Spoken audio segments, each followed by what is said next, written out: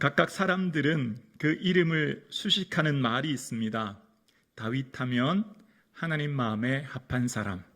반면 가룟유다 아시죠? 가룟유다는 어떤 수식어가 있죠? 예수를 판 사람입니다. 그러니까 이름보다 어쩌면 더 중요한 것이 그 사람을 꾸며주는 앞에 수식어 같아요. 그러니까 형용사죠. 사람 이름 앞에 붙는 형용사가 그 인생 전체를 대변하는 한마디로 정의해 주기 때문입니다. 오늘 함께 예배드리시는 사랑하는 성도님, 여러분은 여러분 이름 앞에 어떤 수식어가 붙기를 원하십니까? 여러분을 한마디로 인생을 정의하자면 어떤 수식어로 여러분을 정의하기를 원하시는지요? 오늘 저는 한 사람을 소개하려고 합니다. 바로 아리스타고라고 하는 분인데요. 이분은 함께하는 혹은 함께 가는 사람이었습니다.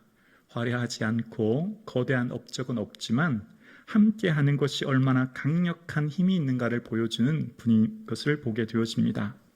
오늘 본문 1절을 시작을 소요가 그치매로 시작하죠. 지난 시간 기억나시죠? 데메드리오 은장색 사건으로 에베소 도시 전체가 큰 혼란에 빠졌고 그때 서기장에 의해서 소요가 그치게 됩니다.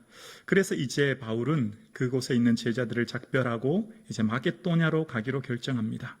마게도냐는 빌립보, 데살로니가, 베레아가 있는 도시거든요. 우리 사진을 한번 보여주시겠어요? 지금 바울이 있는 곳의 위치는 사진 중앙에 보이시는 에베소입니다. 동그라미로 되어 있는 곳인데요. 지금 에베소에서 큰 소요와 혼란이 있었기 때문에 바울이 가기로 작정한 곳은 어디냐면 마게도냐인데, 마게도냐가 보이시는 지도 위쪽에 빌립보, 데살로니가, 베레아, 저기가 이제 마게도냐 지역이에요. 그쪽으로 가기로 결정하고 떠나가게 됩니다. 그리고 그 마게도냐에 가서 도착한 후에 2차 전도여행 때 세웠던 교회들을 만나서 위로하고 권면하고 도착한 곳이 고린도입니다. 지도 오른쪽에 보이는 고린도라고 하는 도시 보이시죠? 그곳이 바로 헬라 지역입니다. 네, 됐습니다.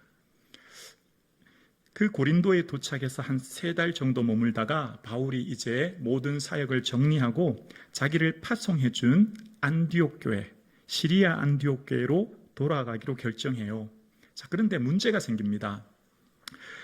헬라, 그러니까 고린도에서 시리아 안디옥으로 돌아가는 가장 빠르고 편한 길은 선박으로 가는 거예요. 고린도에 있는 갱그리아 항에서 출발해서 배를 타고 시리아 안디옥 쪽으로 가는 게 가장 빠른데, 그렇게 배를 타고 가려는데 문제가 유대인들이 바울을 해하려고 음모를 꾸민 겁니다. 그래서 아마 이 갱그리아 항구에 갈 직전에 검문 검색이 너무 심해서 그 길을 가지 못했던 것을 보게 됩니다.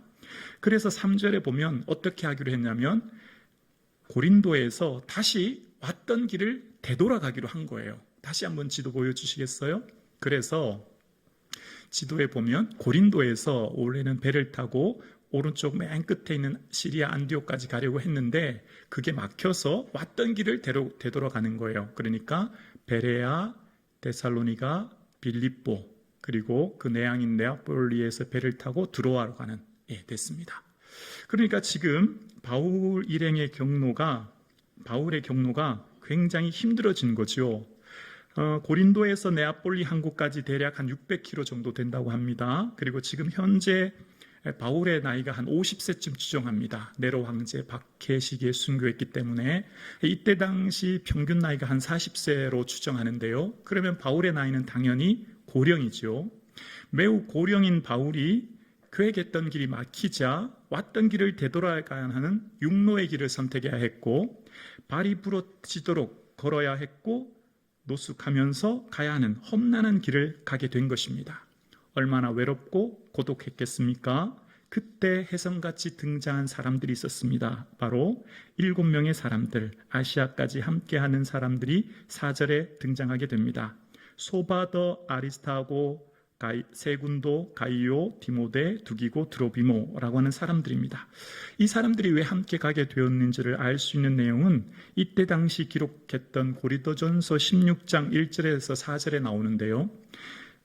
예루살렘 교회가 흉년으로 어려움을 겪게 되자 그 주위에 있던 마게도니아 교회인들이 헌금을 모아서 대표격인 사람들을 한 명씩 뽑아서 그 지역에 보내기로 결정했고, 그래서 그 사람들이 가게 된 것입니다. 그리고 또한 이 사람들은 사도 바울이 1, 2차 전도여행 때 세웠던 사역의 열매이며 동시에 이제는 동역자가 된 겁니다. 그러니까 오늘 본문 4절에 등장하는 7분은 모두가 보석같이 빛나는 귀한 분들인 거죠. 그 중에 특히 한 사람을 주목하게 되는데요. 이분은 아시아까지만 함께 한 것이 아니라 예루살렘, 그 목적지가 예루살렘이면 거기까지 가도 되잖아요. 그런데 이후 바울과 함께 로마까지 간 사람이 아리스타고였습니다. 오늘 본문 4절에 보면 아리스타고의 출신지를 설명하기를 데살로니가 사람이라고 소개합니다. 여러분 아시는 것처럼 이때 당시는 인종차별이 굉장히 심했던 것 아시죠? 이방인들을 짐승 취급했습니다. 그러니까 바나바나 실라 마가와 같은 유대인이 아니라 아리스타고는 이방인 출신인 거죠. 그에게 핸디캡이 될 수 있는 겁니다. 차별과 편견이 있을 수 있는 상황이죠. 마치 2등 제자와 같은 상황에 처해진 그는 함께 바울과 함께 동행합니다. 그와 함께 동행해서 지난 시간 이 사역의 경로를 보면 데살로니가에서 함께 출발해서 아마 데살로니가에 있어서도 바울의 삶을 보면서 주를 따르는 길은 험난한 길인 것을 간접 경험했던 것 같아요. 왜냐하면 데살로니가에서 너무 다급하게 밤에 떠난 사도 바울과 함께 동행했으니까요. 그리고 도착한 곳이 지난 시간 함께 나오는 내용이 바로 사도행전 19장 29절인데요. 지난 시간 기억나시죠? 은장색 데메드리오 사건입니다. 자, 그때 바울을 찾다가 찾지 못해서 어떻게 됐냐면 바울과 같이 다니는 마게도니아 사람 가이오와 아리스타로를 붙들어라는 내용이 나와요. 바울과 같이 다니던 아리스타로를 하고 가이오를 잡아서 영국장으로 붙잡아 간 겁니다. 큰 소리로 2시간 넘게 사람들이 크도다 아데미오 라면서 소리 지를 때 아마 아리스타고는 오늘 이러다가 내가 이 사람들 손에 죽을 수도 있겠구나, 아마 그런 생명의 위협을 느꼈을 것 같습니다. 그런데 만약 아리스토고가 그때 바울 선생님하고 나 더 이상 같이 못 가겠다, 잘못하다가 내가 죽을 수도 있겠는걸? 라고 생각하고 고향으로 돌아갔다면 아리스타고의 모습이 더 보이지 않을 겁니다. 그리고 여러분 생각해 보십시오. 바울 대신에 아리스토가 생명의 위협을 느꼈으니까 좀 섭섭할 수도 있어요. 예를 들면 바울 선생을 만났을 때 바울 선생님 어디 계셨습니까? 내가 선생님 때문에 죽을 뻔했습니다. 그때 선생님 도대체 어디 계셨습니까? 뭐 이런 하소연도 좀 할 수 있고 마음에 좀 섭섭할 수도 있을 텐데, 만약 그랬다면, 마음에 좀 섭섭했다면 중도에 포기했겠지요. 그런데 아마 그런 마음이 없었던 것 같아요. 그러니까 오늘 본문 4절에 데살로니가 사람 아리스토고가 아시아까지 갔다라는 내용이 기록되어 있는 겁니다. 지금 바울의 경로는 고린도의 가까운 항구인 갱그리아에서 배를 타고 시리아 안디옥까지 가는 편한 길이 아니라 왔던 길을 되돌아가는 육로를 가야 합니다. 무척 험난한 길입니다. 그럼 아리스타고 생각에 바울 선생님 좀 더 기다려 보시죠. 아무리 갱그리아 항의 검은 검색이 심해도 기회를 받다가 배를 타고 가시죠 라고 묻거나 따지지 않아요. 아마 가만히 있었던 것 같아요. 묵묵히 따라갑니다. 여러분, 왜 많은 사람들이 처음에는 좋아서 너무너무 행복해 하다가 시간이 지나면 점점 마음이 나뉘어져서 헤어질까요? 서로 생각이 맞지 않아서죠. 너의 생각과 나의 생각의 차이 때문입니다. 이렇게 하는 것이 나는 더 좋아 보이는데 상대는 자꾸 저렇게 하자고 하니까 이견이 나뉘는 겁니다. 상대의 생각을 수용하지 못하고 자꾸 자기 주장이 부딪히니까 그 고집 때문에 헤어지게 되는 거죠. 그럼 너 좋은 대로 가라, 너 하고 싶은 대로 해라, 이렇게 되는 거죠. 아리스타고가 나이 든 바울 선생님 정말 고리타분하시네, 어떻게 이렇게 가시나 라고 생각하면 아마 함께 가지 못했을 거예요. 그럼 아리스타고는 생각도 없는 사람이었을까요? 그의 주관이 없었을까요? 저는 아리스타고가 자신의 생각을 내려놓았다, 그렇게 생각합니다. 나를 온전히 내려놓은 거지요. 그리고 바울을 따라갔다 생각해요. 자, 그리고 그 길이 얼마나 길었는지를 이제 그 여정을 통해서 보면 알 수 있는데요. 고린도에서 출발해서 베레아, 데살로니가, 빌립보, 마게도냐 지역을 지나서 이제 네아폴리 항구에서 배를 타고 아시아인 드로아에 갑니다. 그리고 그 드로아에서 아소와 미둘레를 거쳐 기오와 사모를 거쳐 밀레도라고 하는 아시아의 항구까지 도착하게 돼요. 여기까지 왔어도 대단한 겁니다. 아시아이니까요. 근데 여기서 다시 또 함께 가기를 고스, 로도, 바다라, 베니게. 왜 제가 이렇게 길게 얘기하냐면 얼마나 고생했을까 그걸 말씀드리려고 하는 거예요. 베니게, 구브로, 두로, 둘레마이 그리고 가이사라까지. 가이사라는 예루살렘에서 가장 가까운 항구거든요. 드디어 이제 예루살렘까지 온 겁니다. 그런데 가이사라에서 예루살렘까지 거리가 한 3일 정도 거리거든요. 한 104km 된다고 해요. 넉넉 잡아 3일이니까 이때 무슨 얘기를 듣냐면 이때 아가보라고 하는 선지자에게 충격적인 얘기를 듣습니다. 사도 바울 당신이 예루살렘에 가면 이방인의 손에 넘겨진다 이런 얘기를 들은 거예요. 함께 있던 아리스도거가 그 얘기를 듣지 않았을까요? 저는 들었다고 생각합니다. 같이 바울과 함께 가다가는 큰일 나겠다. 어떡하지? 고민하지 않았을까요? 바울이 그때 무슨 말을 하죠? 환난과 결박이 나를 기다린다고 하지만 내가 죽을 것도 각오했다. 그렇게 고백하지요. 근데 저는 이 고백이 바울만의 고백이 아니라고 생각합니다. 아리스타고의 고백이라고 생각합니다. 왜냐하면 예루살렘에 가면 환난이 있다는 것을 알고 바울 곁에 있는 것 자체가 얼마나 위험하다는 것을 이미 에베소에서 경험했거든요. 그러니까 바울 선생님이 죽도록 각오하고 가는 그 길에 나 혼자 살다고 어찌 바울 선생님을 버리고 갈 수 있겠느냐? 그래도 나는 바울 선생님하고 가야 되겠다? 다짐한 것이 아리스토고라 생각합니다. 환난을 감수한 거지요. 고난을 감수하고 간 것입니다. 그리고 예상했던 대로 예루살렘에 도착하자마자 일주일도 채 되지 않아서 수많은 군중들이 소동이 벌어집니다. 그를 없애버리자. 사도 바울 죽이자는 거예요. 그때 생명의 위협을 느꼈던 아리스타고 그 옆에 함께합니다. 동행한 지 오래되어 예루살렘 도착까지 왔으면 목적지까지 왔잖아요. 파송하는 교회에서 보낸 그 목적을 이루었잖아요. 그러면 떠나도 더 이상 할 말이 없지만 생명의 위협을 느낀 그는 함께 그 자리에 있는 겁니다. 그리고 바울이 체포되자마자 그 예루살렘에서 2년이 넘는 시간 재판이 벌어집니다. 재판하는 분들 얘기를 들어보면 피를 말린다고 이야기합니다. 재판 과정은 정말 힘든 일이래요. 그런데 사도 바울은 공회 앞에서 총독 벨릭스 베스토 아그리파 왕까지 2년에 가까운 시간을 재판을 해야 됩니다. 지칠 대로 지쳤고 힘들어 낙심했던 바울에게 누가 있었을까요? 아리스토거가 함께 있었던 거죠. 그리고 바울이 로마 황제에게 상소합니다. 그래서 바울이 예루살렘에서 어디로 가죠? 이탈리아 본도인 로마까지 가게 돼요.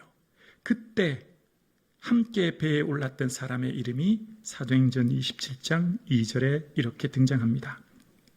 아시아 해변 각처로 가려 하는 아드라무테노 배에 우리가 올라 항해할새 마게도냐의 데살로니가 사람 아리스타고도 함께 가니라. 배에 오른 사람이 바울만이 아니었어요. 아리스타고가 함께한 거죠. 물론 우리가라는 표현 속에 누가도 함께한 것을 보게 되었습니다.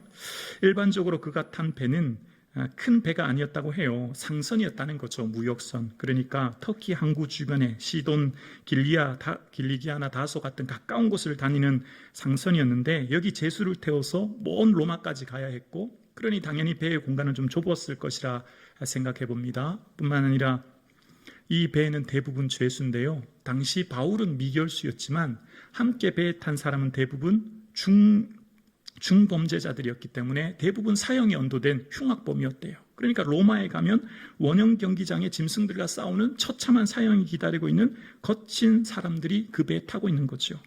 거칠고 난폭한 중범죄자들과 좁은 공간에서 함께하는 여행이 쉽지만은 않았을 것입니다.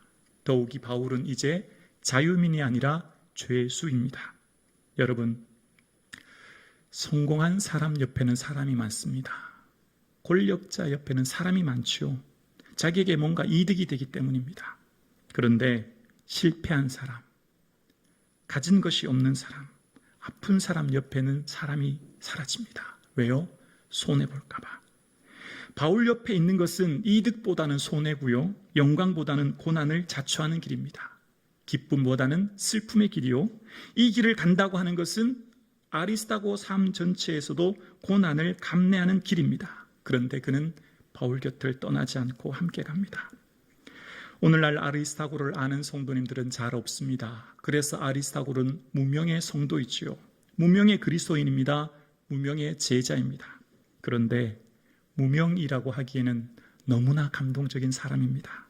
너무나 위대한 사람입니다. 하나님이 기억하시는 사람이거든요. 그래서 사도 바울과 함께 로마로 가는데 그 배에 어떤 일이 생깁니다. 큰 풍랑을 만나지 않습니까? 14일 동안 해도 달도 보지 못하는 칠흑 같은 어둠 속에 먹지도 마시지도 못하는 상황을 만납니다. 그리고 배가 거류에 걸려서 꼼짝달싹하지 못하는 상황 가운데 제수들이 뛰어내려 널판지 조각을 잡고 헤엄쳐서 멜리데 섬까지 가야 되는 그런 상황을 만났습니다. 힘겹게 널판지를 잡고 헤엄치는 그곳에 옆에 아마 아리스타고가 이렇게 말했을 것입니다. 바울 선생님, 괜찮으십니까? 그래, 나는 괜찮네. 자네는 괜찮은가? 예, 선생님, 저는 끄떡없습니다. 아이고, 이 사람아, 내가 그랬지 않는가? 돌아가라고. 예루살렘에서 진작 돌아갔지 왜 이 고생하는가? 이만하면 됐네. 자네 로마에 가면 꼭 기억하고 고향으로 돌아가세. 고향으로 돌아가 편하게 있으면 되네. 이만해도 충분하네. 아마 그랬을 것입니다. 제 생각이에요. 근데 바울은 그때 아리스토가 이렇게 얘기했다고 생각합니다. 바울 선생님, 걱정하지 마십시오. 제가 지키겠습니다. 제가 함께 하겠습니다. 아마 이 말을 들었을 때 바울의 눈에서 눈물이 주르륵 흐르지 않았을까요? 그리고 하나님께 감사하기도 했을 것입니다. 주님, 감사합니다. 저에게 아리스타와 같은 귀한 믿음의 동역자와 동행하게 하시니 하나님 감사합니다. 그런 기도를 하며 헤엄을 치며 멜리데 섬에 도착했을 것입니다. 그리고 얼마 지 않아 드디어 로마에 도착합니다. 로마에서는 어떤 일이 있습니까? 그곳에서 투옥이 기다리고 있습니다. 정확하게 말하면 가택연금이지요. 그가 가택연금 상태에서 로마 시병과 함께 있을 그때 쓴 편지가 바로 옥중서신입니다. 여러분 아시는 에베소서, 빌립보서, 골로새서, 빌레몬서입니다.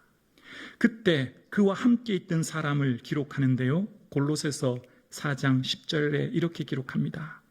나와 함께 갇힌 아리스타고, 로마에 도착해서 돌아가도 되죠. 얼마나 고생했습니까? 험난한 길 로마까지 온 것도 감사한데 떠나지 않습니다. 가택연금 상태, 감옥에 있는 그와 함께 꾸준히를 마다하지 않고 옆을 지킨 것입니다. 바울 선생님, 뭐 필요한 거 없으십니까? 뭘 도와드릴까요? 아마 그는 힘들고 어렵지만 모든 꾸준히를 하면서 바울 곁을 지킨 것을 보게 되어집니다. 아리스타고의 믿음이 여기서 증명됩니다. 이제 아리스타고는 그만해도 충분합니다. 그동안 넘치도록 충성했습니다. 지금까지 헌신한 것만 해도 대단한 것입니다. 그런데 아리스타고는 그의 삶을 끝까지 지킵니다. 아리스타고를 통해서 깨닫는 것 한 가지가 있습니다. 충성에는 한계가 없다는 것을. 주의 일에 충성하는 것은 죽도록 충성이라고 하는 것을 깨닫게 해줍니다.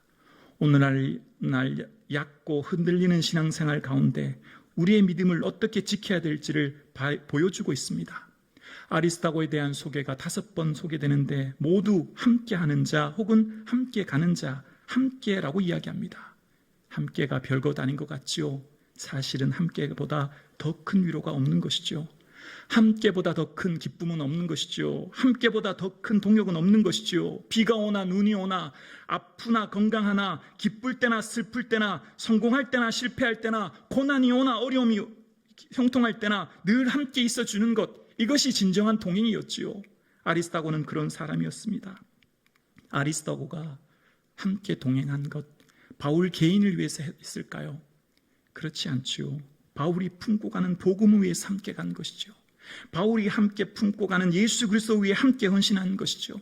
바울의 개인을 위해 헌신했다기보다는 바울이 헌신하는 그 복음, 예수 그리스도 위해 그도 함께 헌신한 것이죠. 바울이 품고 가는 그 복음을 함께 전하기 위하여 동행한 것이죠. 요즘 사람들은 기분이 좋을 때는 옆에서 함께 하지만 기분이 나쁘면 떠납니다. 요즘은 이렇다고 떠나고 저렇다고 떠나는 시대가 되었습니다. 이익이 생기면 옆에 함께하지만 조금이라 손해라도 볼 것 같으면 즉시 떠나버립니다. 주를 따라가는 삶, 좁은 문 좁은 길인 것을 보게 되어집니다. 요즘 이 시대의 많은 성도들은 마치 교회를 쇼핑하듯이 문화 세트 가듯이 대충 골라서 다니다가 힘들고 어려운 일 있으면 떠나는 것을 보게 되어집니다. 우리가 교회를 위해 헌신하는 것, 무엇 때문에 헌신하는 겁니까? 목사를 위한 것일까요? 장로님들을 위한 것일까요? 우리의 헌신은 오직 우리 주 예수 그리스도를 위한 헌신인 줄로 믿습니다. 우리의 모든 헌신의 중심은 예수 그리스도와 그의 몸된 전을 위한 헌신인 것이죠. 아멘이시죠? 아리스타고가 바울과 함께한 것은 바울 개인에게 충성한 것이 아니라 바울과 함께하는 예수 그리스도 위에, 바울 속에 품고 있는 복음 위에 함께하는 것이죠. 그것에 동행한 삶을 산 것입니다. 그런 바울의 삶에 시간이 점점 지나자 바울의 상황은 점점 악화됩니다. 하나둘 소망 없는 그를 보면서 그를 떠나는 사람들이 생깁니다. 그래서 디모데후서 4장 10절에는 이렇게 말합니다. 데마는 이 세상을 사랑하여 나를 버리고 데살로니가로 갔고, 그레스게는 갈라디아로, 디도는 달마디아로 갔고라고 이야기합니다. 하나둘 바울을 버리고 떠난 것입니다. 세상을 향해 간 것입니다. 그런데 그와 함께 있는 한 사람을 소개하는데 디모데후서 4장 11절에 보면 누가만 나와 함께 있다라고 기록합니다. 누가가 함께 했대요. 좀 이상하지 않습니까? 아리스타고는 어디 갔지? 왜 아리스타고 이름이 보이지 않지? 의아한 마음이 들지 않습니까? 교회사 기록에 보면 아리스타고는 로마 감옥에서 바울보다 먼저 순교했다고 전해집니다. 끝까지 바울 곁을 지키며 목숨을 다하는 그 순간까지 바울 곁을 함께했던 사람, 그 감옥에서 먼저 천국 간 사람이 바로 아리스타고였습니다. 마음이 먹먹해지지 않습니까? 모든 사람들은 바울을 떠나고 힘들고 어렵다고 하여 세상으로 갔지만 아리스타고 그는 특별한 능력과 은사와 재능과 권력은 없지만 그냥 묵묵히 바울 곁을 지켜주는 사람, 함께하는 사람이었습니다. 그래서 바울은 아리스타고를 향해 이렇게 한마디로 정의합니다. 빌레몬서 1장 24절에 또한 나의 동역자 아리스타고. 바울은 아리스타고를 향해서 동역자라고 칭하고 있습니다. 그렇습니다. 동역자란 무엇입니까? 옆에 있어주는 사람입니다. 기쁠 때나 슬플 때나 고난이 오나 형통할 때도 능력과 은사가 없고 재력과 건세와 능력은 없을지라도 그냥 내가 할 수 있는 일을 충실히 하는 그 자리를 지켜주는 것이지요. 그와 함께하는 것보다 더 큰 은사가 없다는 것을 알게 되었습니다. 아리스타고 그는 바울의 동역자를 넘어 하나님의 동역자인 줄로 믿습니다. 언제와 함께하는 아리스타고, 그것보다 더 함께하는 것보다 더 강력한 능력이 없다는 것을, 함께하는 것보다 더 큰 위로가 없다는 것을 우리는 본문을 통해 깨닫게 되었습니다. 여러분, 성령 충만 받고 기쁘고 좋을 때는 함께하기 쉽습니다. 그러나 내 생각대로 안 되고 내 마음대로 되지 않을 때 함께하는 것은 어렵습니다. 내 생각과 조금 차이가 나고 내 마음에 들지 않을 때 우리는 그 자리를 떠나고 싶습니다.